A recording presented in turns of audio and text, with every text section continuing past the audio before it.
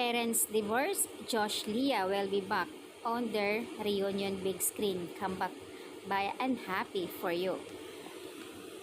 Hindi inaakala ng lahat na ang mag-ex magkasama ngayon sa movie and happy for you.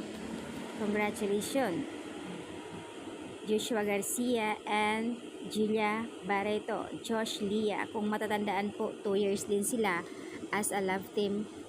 2 years and relationship and 3 years naman sa kanilang love team. Samantala hindi rin nagtatagal at nagkakaroon din sila ng problema sa isa't isa.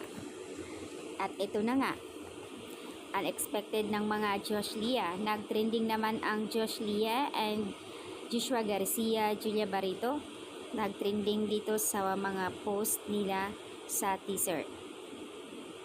May iba nagbigay komento, yung iba naman good comment, pero respect na lang kasi nga may kanya-kanya naman silang partner na sa buhay. 'Di ba? Dapat magiging happy na ang lahat kasi mayroon na sila ngayong movie na pinagsamahan. Siyempre naman, willing naman din si Josh at Julia and wala naman din problema sa kanila. Maayos naman ang kanilang breakup kumbaga. Pero ang nakakatawa dito sa kanilang teaser ay parang may kinalaman sa kanilang breakup. Nakakaloka. Joshua, ayon sa kanya, awkward. Plastikan pa ba tayo? Alam kong kung hindi nagiging maganda ang breakup natin. Sabi ko na nga galit ka pa. Ayaw naman kay Julia Barreto. Oo naman. Ang gago kaya nung ginawa mo sa akin. Selfish and bitch. Oo na, okay na.